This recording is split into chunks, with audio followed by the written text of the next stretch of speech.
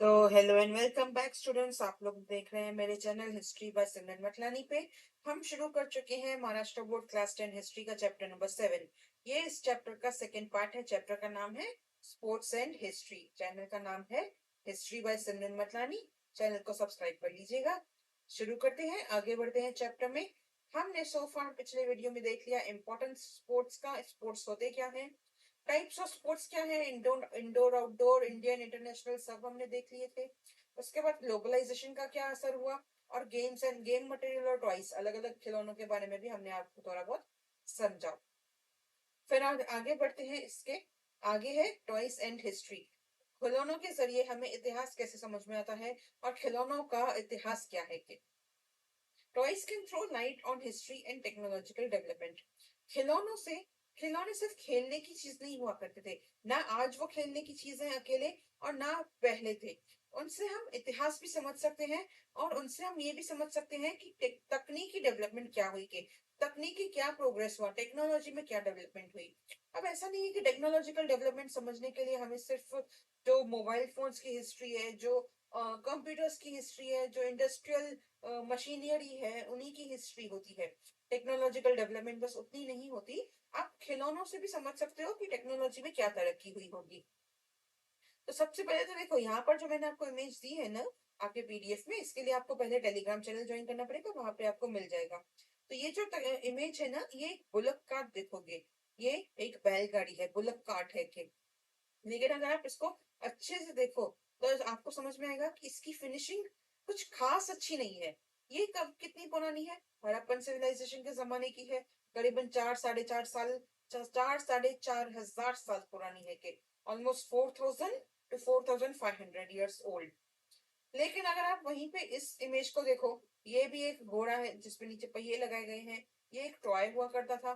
कितना पुराना टॉय है ये, 1800s का है के, यानी करीबन करीबन 200 साल पहले का। अब मैंने आपको एक टॉय दिखाया जो जिसकी फिनिशिंग बहुत मिनिमल है, और वो 4 हजार साल पुराना है। और यहीं पे मैंने आपको ये 200 साल पुराना टॉय दिखाया। फिनिशिंग में फर्क है, मटेरियल में फर्क है। इसका मतलब है कि टेक्नोलॉजी में भी फर्क है।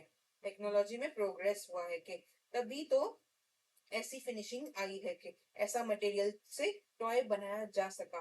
क्यों? क्योंकि टेक्नोलॉजिकल डेवलपमेंट हुई। तो इसी से यही आपको बात लिखी गई है कि खिलौनों की मदद से हमें इतिहास भी समझ में आता है। ये समझ में आया कि इंडिया में बैलगाड़ी भी बहुत इस्तेमाल होती थी, घोड़े भी बहुत इस्तेमाल होते थे। एंशियंट टाइम में, हड़प्पन टाइम में बैलगाड़ियों का ज्यादा इस्तेमाल हुआ होगा। मिडाइवल टाइम्स में, मध्यकालीन भारत में शायद घोड़ों का ज्यादा इस्तेमाल होता होगा। इसीलिए दोनों के खिलौनों में फर्क है। इसीलिए दोनों के खिलौनों में मटेरियल में भी फर्क है, फिनिशिंग में भी फर्क है। फिर we can also get a glimpse of religious and cultural traditions through them. glimpse मतलब झलक। किस चीज की झलक देखने को मिलती है खिलौनों में? क्या धार्मिक और क्या पारंपरिक परंपराएं रही होंगी, क्या सांस्कृतिक और क्या धार्मिक परंपराएं हिंदुस्तान में, भारत में, इतिहास में रही होंगी। क्या रिलीजन्स लोग फॉलो करते थे, कैसे अपने फेस्टिवल्स मनाते थे, कैसे अपने दिन बिताते थे, क्या उनका कल्चर था, क्या उनकी संस्कृति थी, उनके लिए एंटरटेनमेंट क्या था, ये सब भी हमें खिलौनों से पता चलता है कि। अब आपको यहाँ पे एक एग्जाम्पल के लिए क्या बताया गया है कि जब भी दिवाली सेलिब्रेशन आती है, जैसे अभी आने वाले 10 दिनों में दिवाली आने वाली है कि महाराष्ट्र में मॉडल फोर्ट्स तैयार किए जाते हैं। फोर्ट का मतलब पता होगा, किला।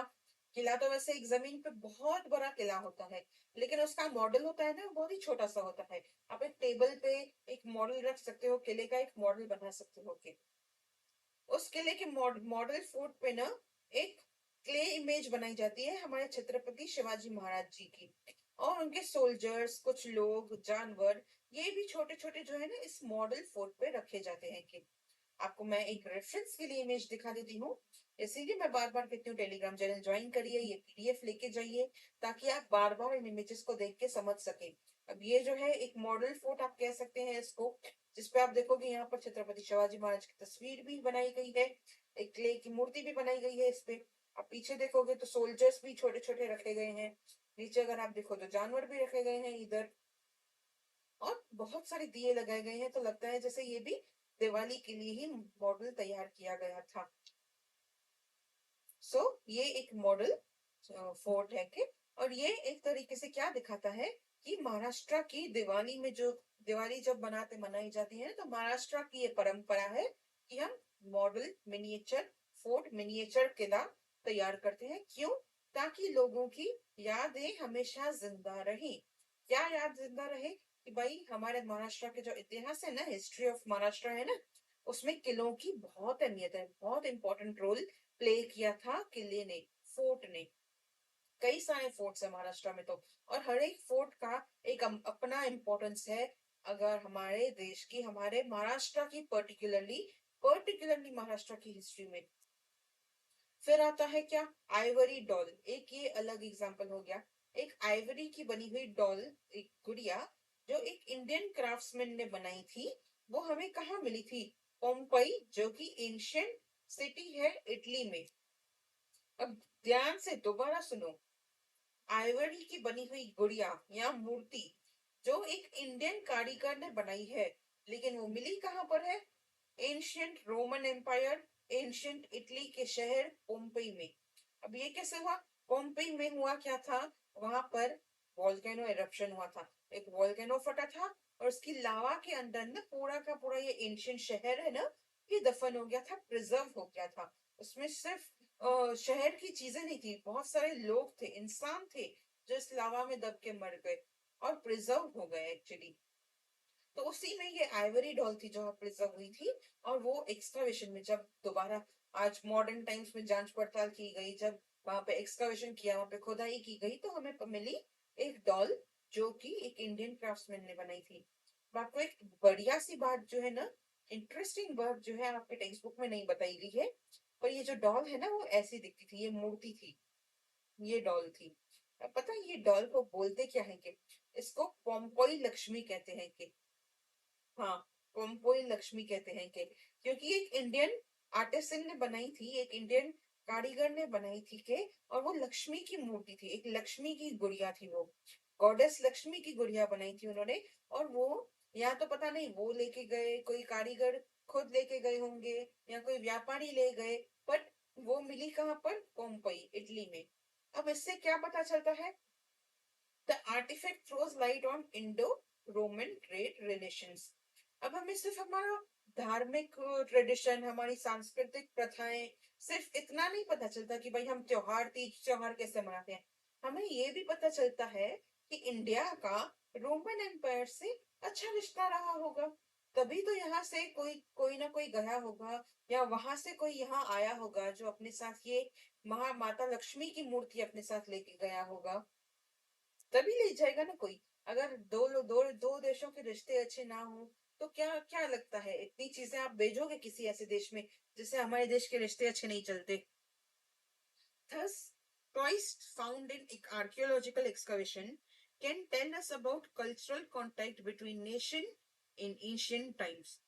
जब हमें आर्कियोलॉजिकल एक्सकवेशंस में, जब हमें ये आर्कियोलॉजिकल सर्वे में, जब हमें अपनी आर्कियोलॉजिकल खुदाई में एंशियंट शहरों को जब हम खोदते हैं, तो उनमें जो चीजें मिलती हैं, खास करके जो टॉयस मिलते हैं, कि उससे हमें ये पता चल सकता है, वो हमें ये बता सकते हैं कि शायद हमारी सांस्कृतिक कांटेक्ट, शायद हमारा इकोनॉमिक कांटेक्ट, शायद हमारा पॉलिटिकल कांटेक्ट किसी दूसरे देश से रहा होगा। अब हमारे देश में कुछ ऐसी जगह हैं जहां पर हमें रोमन एम्पायर की जो कॉइन्स हुआ करती थी ना, जैसे कॉइन्स रोमन एम्पायर इशू करता था, वो कॉइन्स हमें इंडिया में मिलती हैं। अब जैसे आप अगर इंडिया में आप ढूंढोगे तो आपको इंडियन करेंसी तो मिलेगी, अपना इंडियन रुपी तो मिलेगा, 500 का नोट, 500 का नोट, 100 का नोट आपको मिल जाएगा। लेकिन कई बार आपको इंडिया में यूएस डॉलर भी मिल जाएंगे। क्यों मिलते हैं? क्योंकि यहाँ पे लोग आकर वहां से आते हैं, एक्सचेंज करते हैं पैसे, यहाँ के लोग वहां जाते हैं तो एक्सचेंज एक्सचेंज करा के जाते हैं अपनी करेंसी, इसीलिए हमें करेंसी मिलती है। आप इंडिया में डॉलर्स खरीद सकते हो, इंडिया में कोई भी फॉरेन करेंसी खरीद सकते हो, इसीलिए खरीद सकते हो क्योंकि हमारा कांटेक्ट उन देशों से रहता है। और जब हमें किसी प्राचीन काल, मध्यकालीन काल का खिलौना, ऐसा कोई खिलौना मिलता है जो किसी दूसरे देश का हो, तो हमें समझ में आता है कि एंशियंट टाइम्स में हमारे देश का रिश्ता कौन से देशों से रहा है।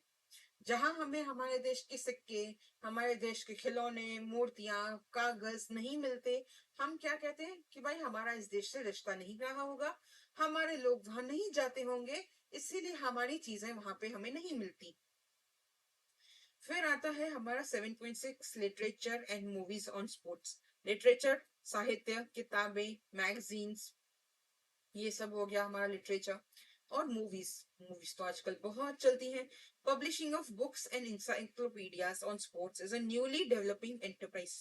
स्पोर्ट्स के ऊपर कई सारी किताबें लिखी जा रही हैं, इंसाइक्लोपीडिया बनाई जा रही है कि मल्लखंब का इतिहास, मल्लखंब एक्सरसाइज के बारे में मैंने कल आपको बताया था, वो इतिहास मल्लखंब का ना हाल ही में रिसेंटली पब्लिश हुआ है कि। फिर इंसाइक्लोपीडिया, इंसाइक्लोपीडिया जैसे हमारा विकीपीडिया होता है, लेकिन विकीपीडिया जो होता है हमारा डिजिटल इंसाइक्लोपीडिया है। इंसाइक्लोपीडिया एक्चुअली जो होता है वो एक बुक होता है कि, तो इंसाइक्लोपीडिया जो होते हैं अलग अलग सब्जेक्ट्स पे होते हैं। एक्सरसाइज पे भी एक इंसाइक्लोपीडिया है। फिर कुछ साल पहले एक स्पोर्ट्स मैगजीन चलती थी जिसका नाम था शतकर। आई थिंक मेरे को इसकी इमेज मिली थी कि मेरे पास होगी, यस, शटकर, शटकार, शटकार एक मराठी लैंग्वेज में पब्लिश की जाने वाली एक स्पोर्ट्स मैगजीन थी। पहले तो देखो, आजकल हम इंटरनेट पे स्कोर चेक कर सकते हैं किसी मैच का, इंटरनेट पे हमें किसी भी प्लेयर की करियर हिस्ट्री मिल जाती है कि, पर पहले ऐसा नहीं होता था। पहले इस मैगजीन में सब कुछ प्रिंट होता था कि इस महीने कौन सी मैचेस हुई, किसने जीती, किनके बीच में हुई थी, पिछले रिकॉर्ड क्या है, कौन से प्लेयर की क्या हिस्ट्री है, ये सब चीजें पहले इन मैगजीन्स में मिलती थी। इंग्लिश में भी बहुत सारा लिटरेचर अवेलेबल है कि। फिर कुछ टेलीविजन चैनल्स हैं जो एक्सक्लूसिवली डिवोटेड होते हैं स्पोर्ट्स के लिए, मतलब जैसे कुछ चैनल्स, मैं नाम नहीं लूंगी पर आप ये लोगोस पहचान गए होंगे। तो ये जो चैनल है ना, टीवी चैनल है ना, ये पर्टिकुलरली सिर्फ स्पोर्ट्स के मैचेस को ब्रॉडकास्ट करने के लिए चलता है कि, पर्टिकुलरली डेडिकेटेड है, समर्पित है स्पोर्ट्स को ये। इस पे आपको कुछ और मूवीज, इस पे आपको कोई टीवी सीरियल वगैरह देखने को नहीं मिलेगा, स्पोर्ट्स ही मिलेगा कि। रिसेंटली कुछ मूवीज रिलीज हुई हैं स्पोर्ट्स पर भी, और कुछ प्लेयर्स की बायोग्राफी के तौर पे भी, और अलग अलग लैंग्वेजेस में। एग्जांपल के लिए आपको यहाँ पे दिया गया है मैरी कॉम और दंगल। मैरी कॉम जो इंडिया की फर्स्ट फीमेल बॉक्सर थी, ओलंपिक्स में पार्टिसिपेट किया था उन्होंने, और क्या जीता था, ब्रॉन्ज का medal. Dangal, life of story of Phogat sisters, पहली इंडियन फीमेल रेसलर्स जिन्होंने गोल्ड मेडल जीते कई सारे अंतरराष्ट्रीय कॉम्पिटिशन्स पे। उसके अलावा भी कई सारी मूवीज हैं कि नाम तो मैं नहीं लूंगी, आप लोग इन सारी चीजों को, अभी इन दोनों के तो आपको दिए ही गए हैं कि एग्जांपल। ये एक इंडियन हॉकी टीम पे, इंडियन वुमेन्स हॉकी टीम पे बेस्ड थी। फिर हमारी इंडियन क्रिकेट टीम से, वुमेन क्रिकेट टीम से भी है, हमारी 1983 के वर्ल्ड कप मैच पे भी है। फिर हमारे फेमस, सबसे फेवरेट प्लेयर, सबसे फेवरेट हैं जो सबके, MS धोनी, उनके ऊपर भी एक बायोपिक बनी थी। The process of making a movie requires deep study of particular period of movie story, language, dressing style, social life, etc. अगर आपको किसी प्लेयर के ऊपर एक मूवी बनानी है, तो सिर्फ आपको ये जानना जरूरी नहीं है कि उसने कौन से मैच में कितना स्कोर किया। आपको ये समझना जरूरी है कि वो किन हालातों में बड़े हुए, कहाँ बड़े हुए, उनकी फैमिली कैसी थी, कौन उनको सपोर्ट करता था, कौन उन्हें सपोर्ट नहीं करता था, उनकी बोली कैसी है, क्योंकि वो जहां से आए होंगे उनकी बोली वैसी अलग होगी। तो आपको उस हिसाब से एक्टर्स को कास्ट करना है, राइटर को उस हिसाब से स्क्रिप्ट लिखनी है। इन सब के लिए क्या चाहिए, रिसर्च चाहिए, रिसर्च करनी पड़ती है।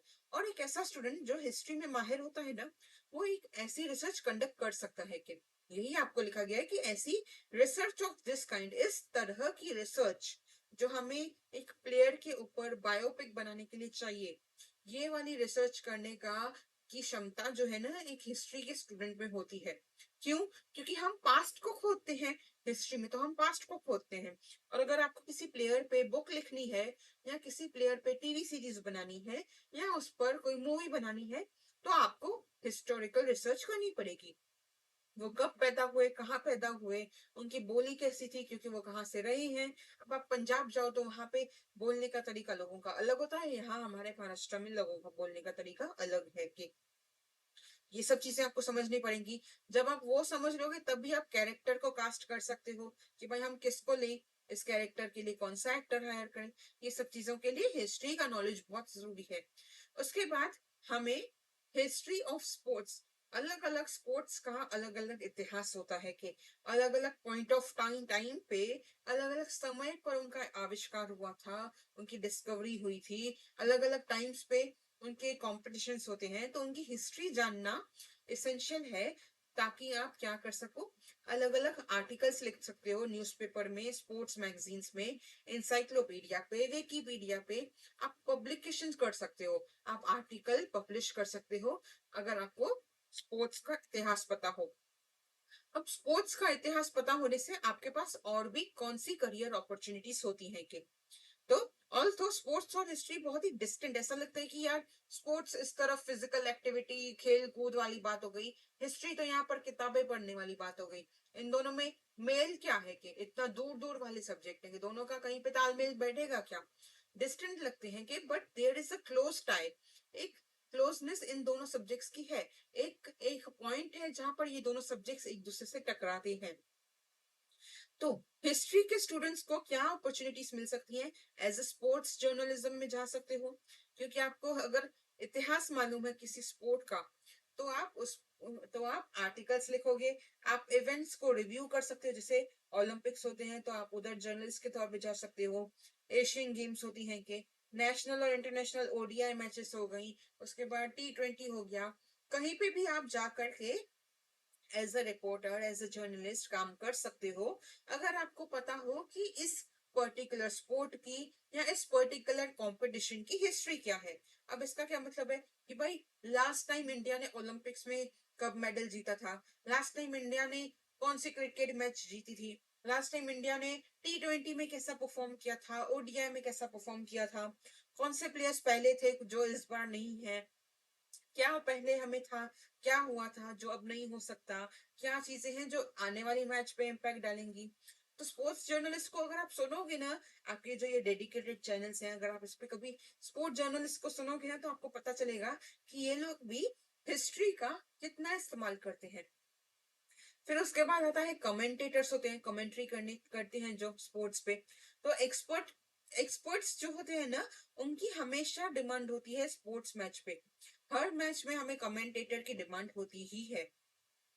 और जो एक अच्छा कमेंटेटर होता है ना, उसको पूरा नॉलेज होना चाहिए हिस्ट्री का, पुराने स्टैटिस्टिक्स, पुराने फिगर्स का, प्रीवियस रिकॉर्ड्स का, उसके बाद हिस्टोरिकल एनेक्डोट्स, मतलब छोटी छोटी ऐतिहासिक कहानियां कि ये मैच के टाइम पे ना ये प्लेयर के साथ ना ऐसा हो रहा था, बट फिर भी उन्होंने बहुत अच्छा परफॉर्म किया, तो एक छोटी सी हिस्टोरिकल स्टोरी है, एनेक्डोट है।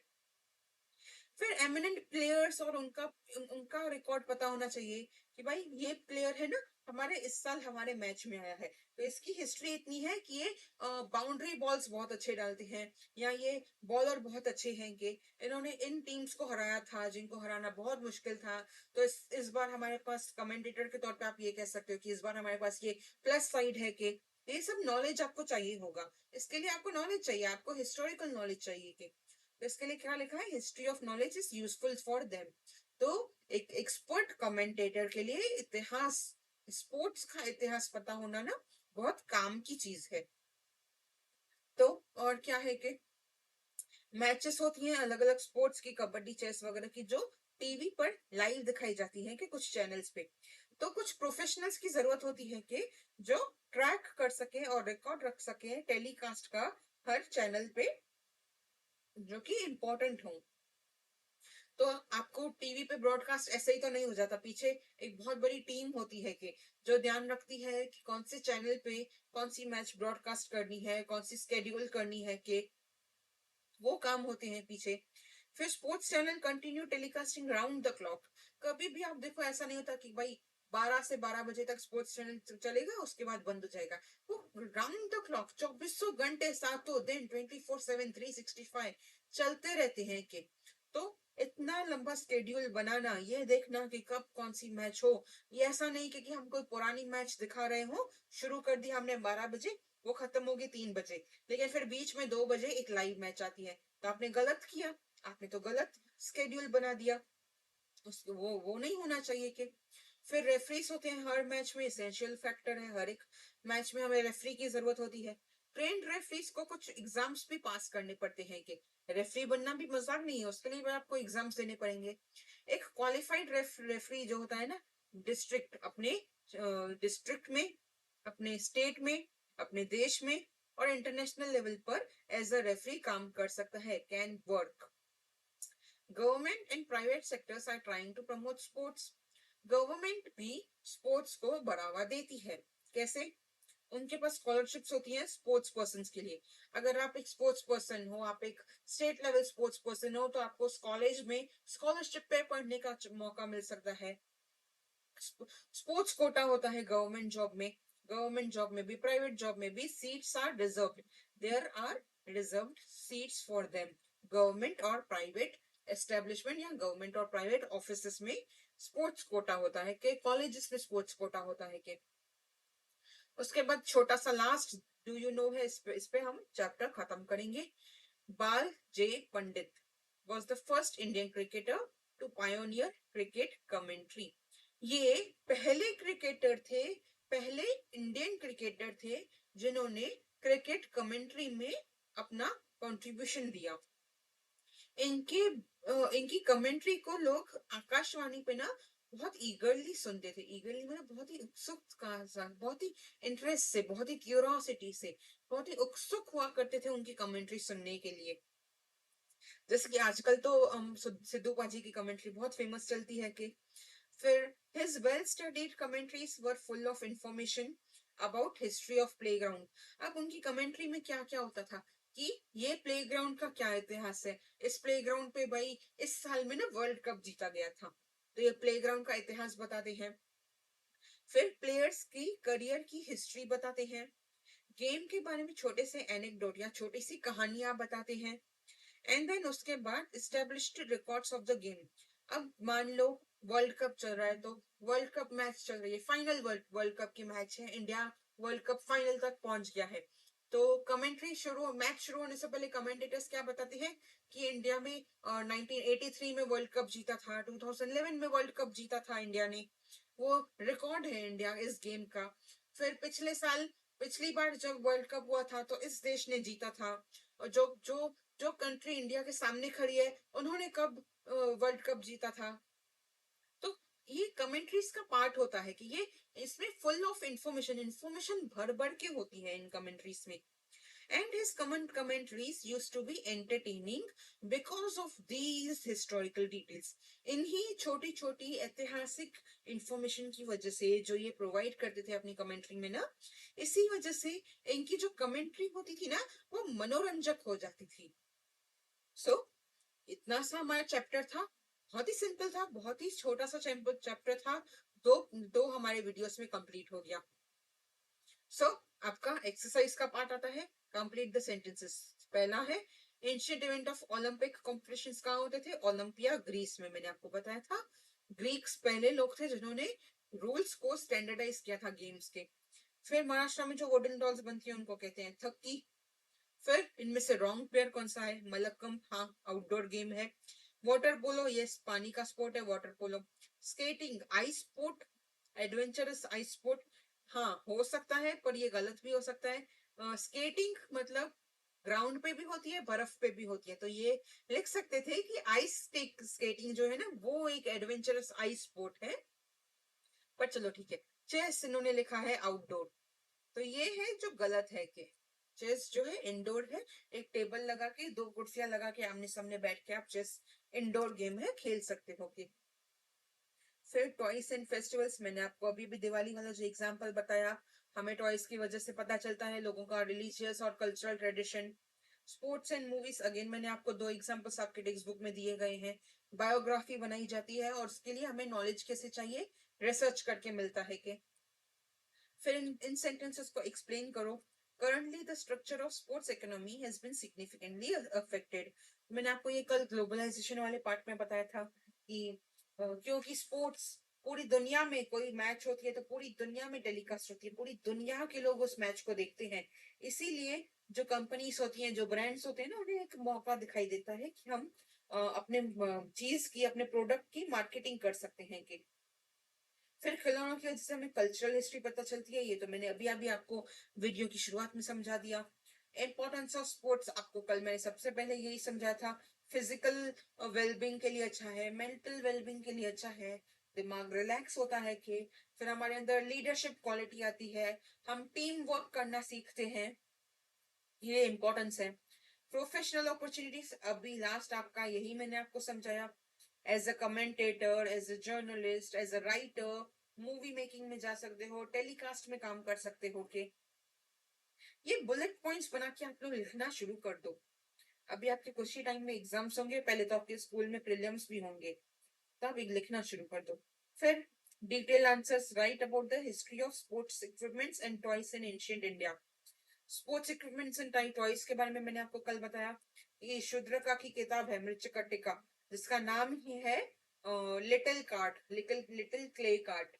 फिर इसके बाद एक कथा सागर सरिता नाम की बुक है, जिसमें एक डॉल का मेंशन है जो उड़ सकती है, जिसमें से साउंड निकलता है, जो नाच भी सकती है।